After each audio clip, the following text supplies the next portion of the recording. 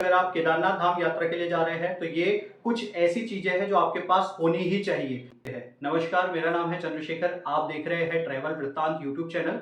और आज मैं आपके साथ केदारनाथ धाम के लिए जो जरूरी सामान होता है उसकी एक छोटी सी लिस्ट आपको बता रहा हूँ जो आपके बैग में होनी ही होनी चाहिए। पिछले साल यानी कि 2025 में केदारनाथ धाम की यात्रा 2 मई को शुरू हुई थी और तब तक के लगभग जो बर्फ थी वो पूरी केदारनाथ धाम के आसपास से हट चुकी थी। जी हाँ, अगर आप इंस्टाग्राम, फेसबुक पर, यूट्यूब पर पिछले साल की अगर वीडियोस देखेंगे तो आपको केदारनाथ धाम के आसपास बिल्कुल भी बर्फ नहीं दिखाई देगी, क्योंकि उस समय तक बर्फबारी बंद हो चुकी थी। लेकिन इस साल मौसम थोड़ा सा खराब होने के कारण इस साल जो बर्फबारी है वो समय से पहले हुई है और असमय पर भी कई ज्यादा मात्रा में बर्फबारी हुई है। आप वीडियोस में देख सकते हैं बर्फ की मोटी चादर में केदारनाथ धाम ढका हुआ है और अभी भी वहां पर केदारनाथ धाम मंदिर के आसपास भी बर्फ आपको देखने के लिए वीडियोस में मिल रही हो, जिसके कारण जो तापमान है, जो मौसम है, वो बहुत ही ज्यादा ठंडा है। तो इसके रिगार्डिंग आपको जो जरूरी बातें हैं वो ध्यान रखना जरूरी है अगर आप भी केदारनाथ धाम यात्रा के लिए जा रहे हैं तो।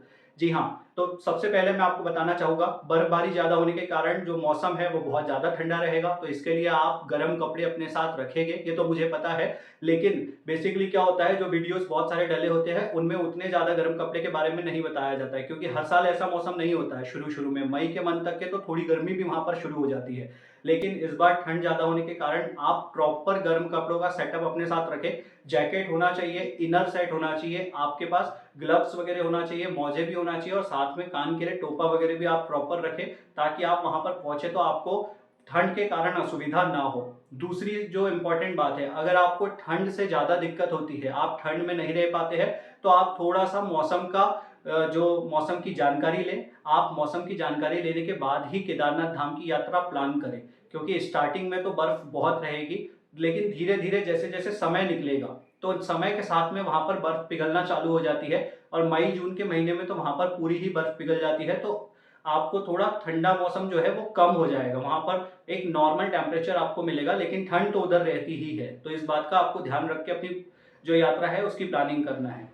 इसके बाद में केदारनाथ धाम के लिए जब आप बैक पैकिंग करेंगे तो आपके पास में क्या क्या चीजें होना चाहिए, मतलब हर तरफ आपको बर्फ देखने के लिए मिलेगी और अगर बर्फ पिघलेगी तो वहां पर थोड़ा बहुत जो ट्रैक होगा वो गीला भी होगा। तो इसके रिगार्डिंग आप जूते जो है वो आपके साथ होने ही चाहिए, और अगर बर्फबारी नहीं भी हो रही हो तो भी आप अपने साथ अच्छे जूते लेकर चले, क्योंकि जूते होना आपके पास बहुत जरूरी है। शूज जो होना चाहिए वो ट्रैकिंग शूज होना चाहिए, नॉर्मल शूज नहीं, अच्छे शूज आप लेकर चले। मैंने देखा है बहुत सारे लोग ऐसे होते हैं जो स्लीपर पर भी केदारनाथ यात्रा करते हैं।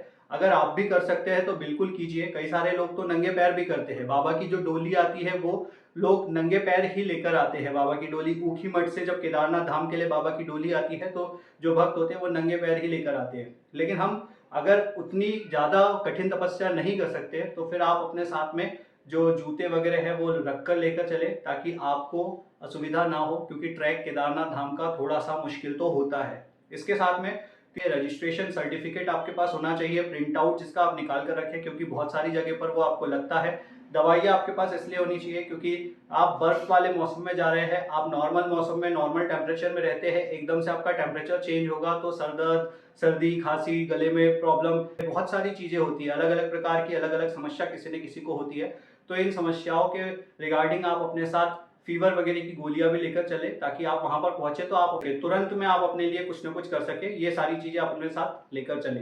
इसके साथ में आपको जो है ग्लूकोज अपने साथ में रख कर ले जाना है। ग्लूकोज होना चाहिए आपके पास, क्योंकि ट्रैकिंग करते टाइम आपको सबसे ज्यादा जरूरी ग्लूकोज की जरूरत होती है। इसके बाद में सनग्लासेस भी आप अपने साथ रखें, धूप बहुत ज्यादा होती है। और सनस्क्रीन भी आप रखें, सनस्क्रीन आपको लगेगी ही लगेगी, क्योंकि ठंड का मौसम भी रहता है वहां पे और डायरेक्ट सनलाइट आता है, वो भी आपके स्किन के लिए अच्छा नहीं होता है। तो आप सनस्क्रीन का यूज करते हैं तो वो लेकर चले। इसी के साथ में पावर बैंक आपके पास होना चाहिए, क्योंकि वहां पर लाइट का कोई भरोसा नहीं होता है। वैसे तो लाइट रहती है, लेकिन कई बार अगर लाइट नहीं रही तो आप पावर बैंक से काम चला सकते हैं। इसी के साथ में आपके पास आधार कार्ड वगैरह, आपके जो आईडी प्रूफ है वो आपके पास आप रखकर चले, भले ही वो आप मोबाइल में ले या फिर उसके प्रिंट आउट अपने साथ लेकर चले, लेकिन लेकर जरूर चले।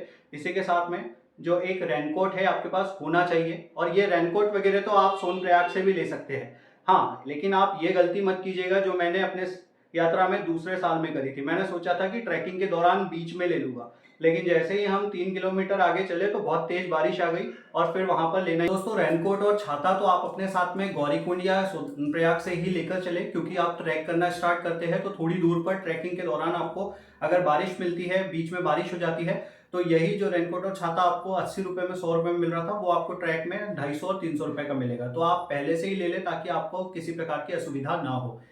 तो ये कुछ बहुत ज़रूरी चीज़ें थी जो मैंने आपको बताई है। हाँ, इसमें एक चीज़ और ज़्यादा आपको ज़रूरी है, वो है कैश। कैश आप अपने साथ में रख कर ले चलें, क्योंकि वहाँ पर कई सारी जगह पर नेटवर्क नहीं होता है। जब आप ट्रैकिंग करते हैं तो उस रास्ते पर आपको नेटवर्क नहीं मिलेगा, तो आप ऑनलाइन पेमेंट नहीं कर पाएँगे।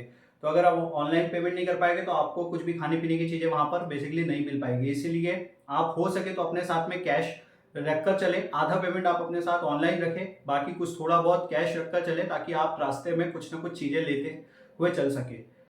तो दोस्तों इस वीडियो के अंतर्गत मैंने आपको केदारनाथ धाम यात्रा के दौरान लगने वाली कुछ बहुत ही ज़रूरी चीज़ों के बारे में बताया है। आप इन चीज़ों को अपने साथ मस्ट कैरी करें, लेकर ज़रूर चलें, क्योंकि ये चीज़ें आपको केदारनाथ यात्रा के दौरान लगनी ही लगनी है। हाँ, बहुत कम लोग ऐसे होते हैं जिनको इतनी सारी चीज़ों की आवश्यकता नहीं पड़ती है, जिनका रूटीन अच्छा होता है, लेकिन हर कोई नहीं होता है। थोड़ा-सा किसी न किसी के साथ कोई ना कोई समस्या होती है और इसमें कोई बुरी बात नहीं है। आप दवाइयाँ भी लेकर चलें, रेनकोट भी लेकर चलें, खाने-पीने की चीज़ें भी हैं जो आप वो थोड़ी बहुत लेकर चलें। लेकिन हाँ, अपने बैग को इतना भी भारी मत कीजिएगा कि आपको ट्रैकिंग करते टाइम परेशानी हो।